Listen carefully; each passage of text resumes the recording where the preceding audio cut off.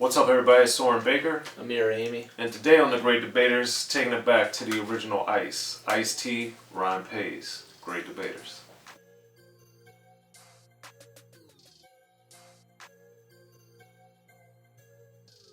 Alright, Amir, so today on The Great Debaters, we're going to be talking about Ice-T, Ryan Pays, and our favorite 3 tracks on this album. Everybody make sure to like, subscribe, share, do all that type of stuff, and support us by buying our shirts if you don't mind on BigHerp.com for unique access, and Rappin And Snackin's got his available worldwide as well.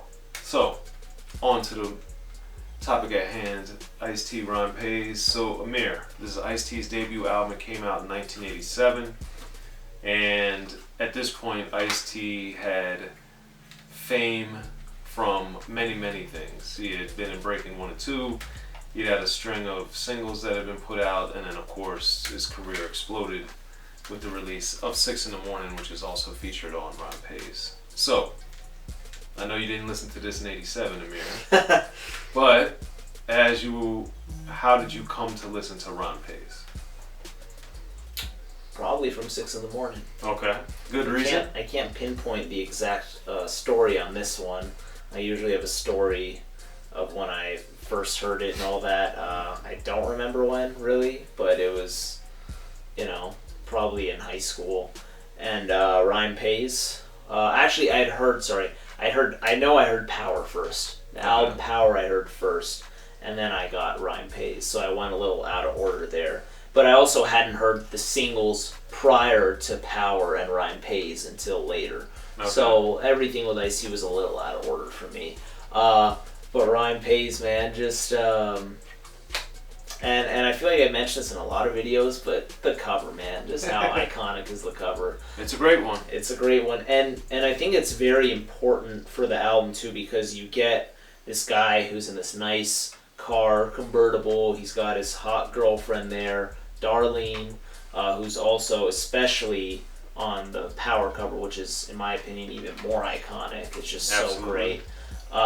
But you get, Ice-T in the car. We get Evil E. We have Palm Tree. Darlene with the crazy gun, gold chain, and just the jewelry and everything. It's like, what are we about to listen? It says a lot. And it's really what we're about to listen to, right? Ryan Pays. And such an awesome, simple, but effective title as well. All right, Amir, so what's your first song? My first pick for this, I'm going to go with the last track of the album. The official album, I should say, because some nerd stuff I should actually talk about is the CD pressing that Soren's holding. As additional songs. It's got, I believe, remixes. 4 additional songs. Remixes, and then I think in the last track, it's just a whole extra song altogether, like the most requested record, if my memory serves me correct. So my first pick is going to be the last track on the actual album, which would be Squeeze the Trigger. And this song, I think it really has to be in everyone's top favorite Ice-T tracks ever, because it's just so powerful. The message he was trying to get across, I think he did very well, and also very strategically.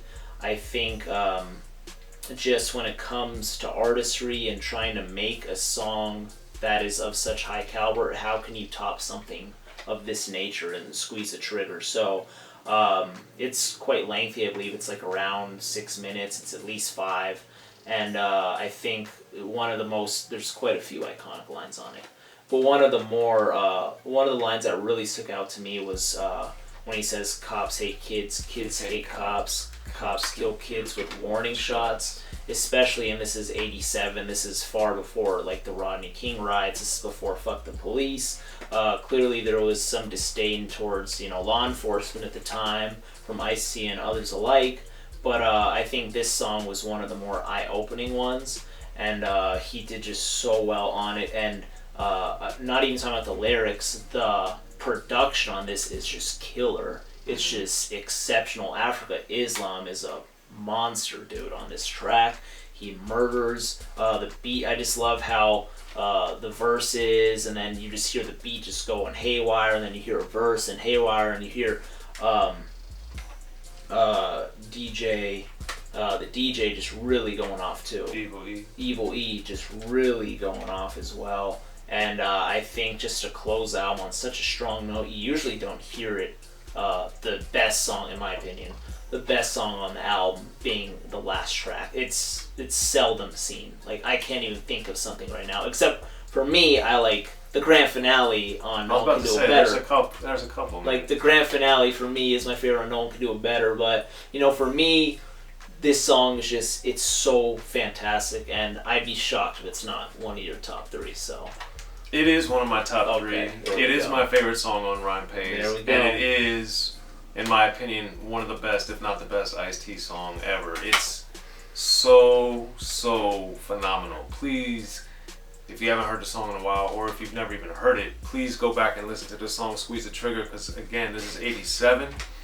And unfortunately, what he's talking about is still going on today. And then at the end of the song and the outro, it's like, you know, Ice-T's banned because his lyrics contain reality.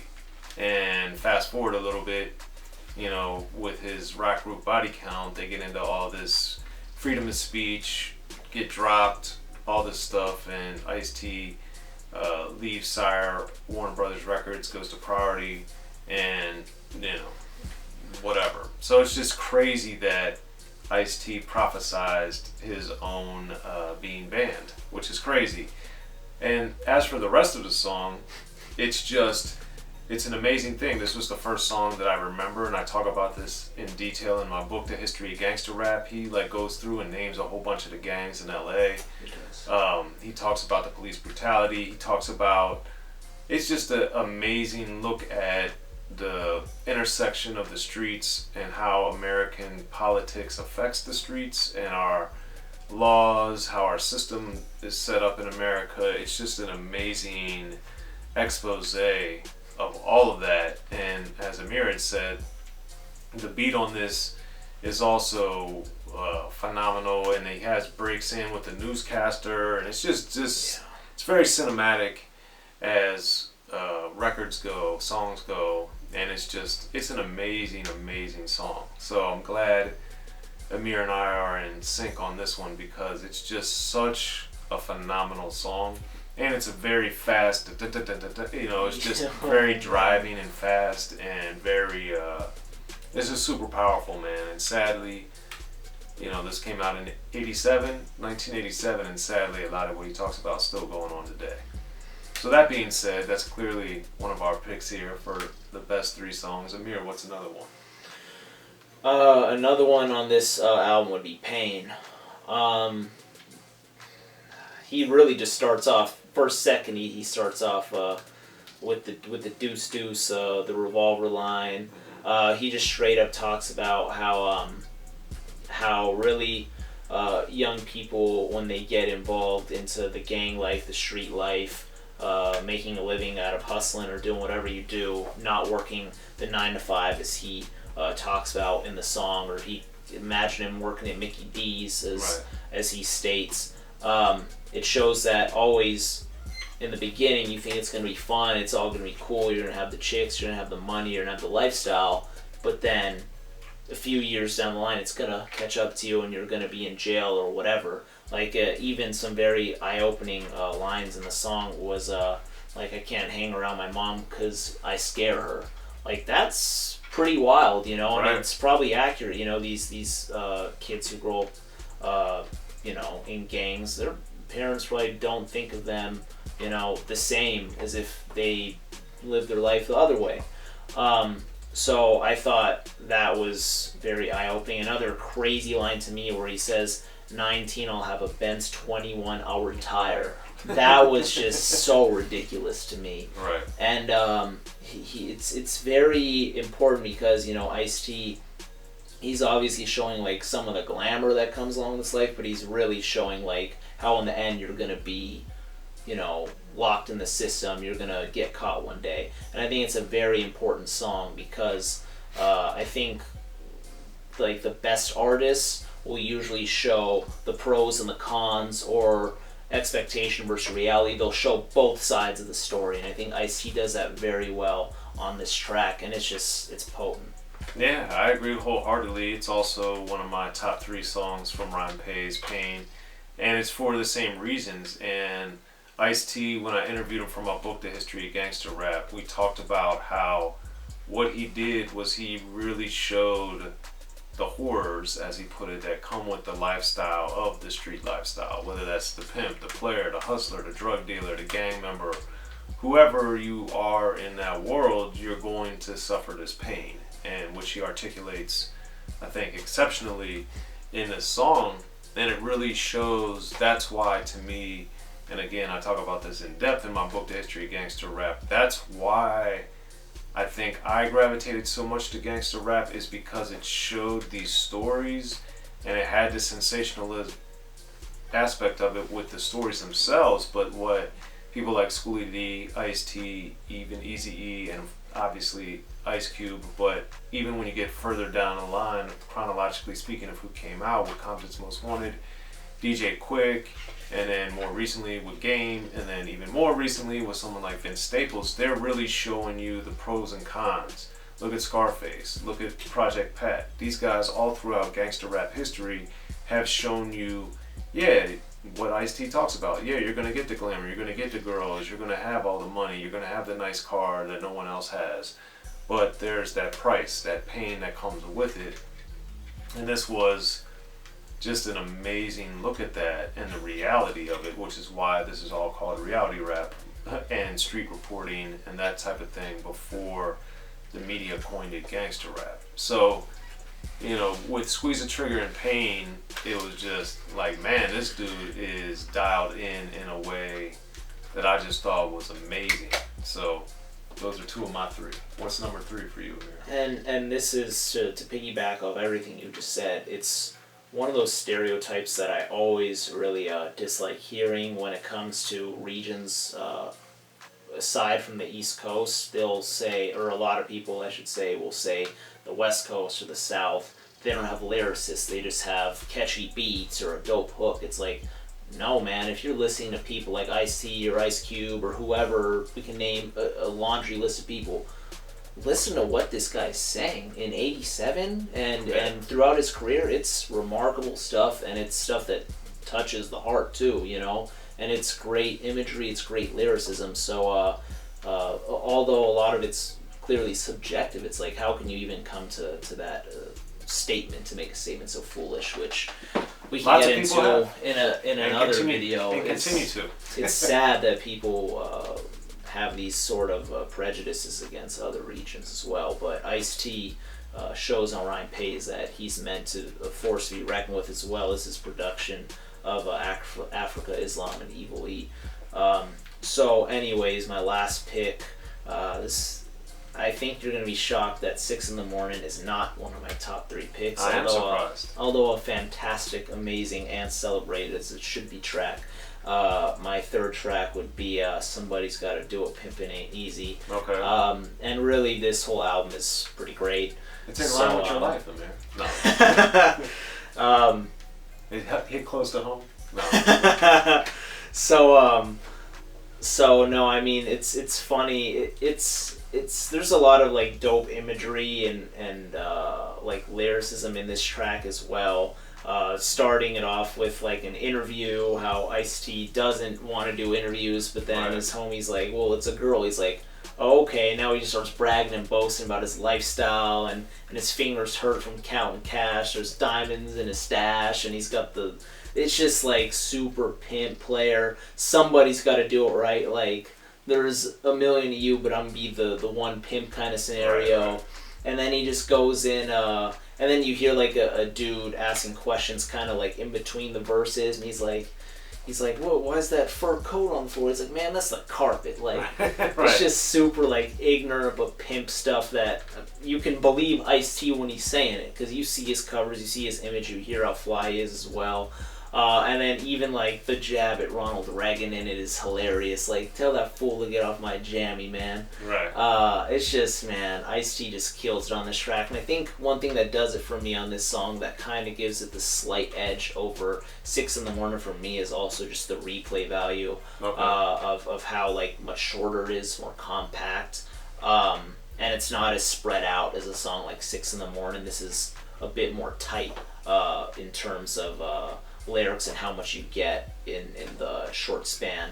But also, I really love the production on it. It also does bump in the truck. So it's just 6 in the Morning, I'm assuming, is your next pick. That is my pick. All right, so you talk about that one. This, of course, while I like and agree with everything you were saying about somebody's got to do it, I did think that I was surprised that the shorter version of 6 in the Morning is on the album, because of course the original is much longer in the epic grand scheme of things. Long rap songs from this era were happening, but just even the truncated version, man, it's just such an iconic song. And if we look at the 3 things that really jump-started gangster rap with Schoolie D, PSK, What Does It Mean in 85, 6 in the Morning by Ice-T in 86, and then Boys in the Hood by Eazy-E in 87. I mean, that basically sets everything in motion for more or less almost all rap that is today. So, where do you detail that, by the way? In my book, The History of Gangster Rap, I talk about that as well. He does. So, it's just, 6 in the Morning is just such an amazing song. I know it's one of Snoop's all-time favorite songs. He and I have talked about it. I've talked at length with Ice-T about it several times over the years. And it's just one of those songs that there's so much history in it, but then you listen to it and you understand why. He's telling the story, and as he does later with Pain and Squeeze the Trigger, he's even talking about the downfalls, because he's telling all this fun and stories, but then he gets put away for a 7-year bid. So you understand that, like, oh man, like, it's just funny that in the life of the character of 6 in the Morning, that like he has all this success and all this fun in these crazy times and stuff, but in one sense he just acknowledges like, oh yeah, by the way, I was incarcerated. And you're just like, listening to that song, I wouldn't have even have been that would have been more than half my life at the time, you know. It's just like, geez, oh peace, man. So it's just wild that Ice was like dropping all this type of information, all this type of knowledge, if you really were there to listen to it. And as he later put, the lethal weapon was his mind. And that's the whole thing of what Ice-T did. And something else we talked a lot about in my book, The History of Gangster Rap, is he did faction. So it was fiction and fact blended together to make it into a good story. And that's something that I think he did a remarkable job of, not only on Rhyme Pays, but prior to that, and then throughout the rest of his recording career, which continues till today. Mm-hmm. So, those are our 3 favorite tracks on Rhyme Pays, Ice-T's debut album, 1987. Make sure you listen to this album if you haven't. It's very powerful on many levels. So that's what Amir thinks, and that's what I think. But what do you guys think? Be sure, as always, to hit us in the comments section. Like, subscribe, share to both Unique Access and to Rappin And Snackin. And I'm Soren Baker. Amir Rahimi. The Great Debaters, y'all. Ice-T. Be sure to check out The History of Gangster Rap by Soren Baker. He's official. History of Gangster Rap features exclusive interviews with Ice-T, Snoop Dogg, MC Ren, the DOC, and dozens of others. The History of Gangster Rap, a definitive look at how Los Angeles changed rap forever. In Los Angeles, the streets definitely set the tone of the hip-hop music. At 19, I got a $50,000 car. My whole angle always was, I'll be street, but I will always tell you the horrors that go along with this life. There will be penalties and casualties for just wearing the wrong color in somebody's neighborhood. And once gangster rap made it from the streets to the TV, the genre exploded. With Fab 5 on Yo MTV Raps with NWA. Yo MTV, it just catapulted us from being local heroes to national gangbang rappers. The History of Gangster Rap discusses it all from 1980 up till today. There's always gonna be shit happening in the streets. You know what I mean? So it's always gonna be something to talk about. The history of gangster rap in stores now.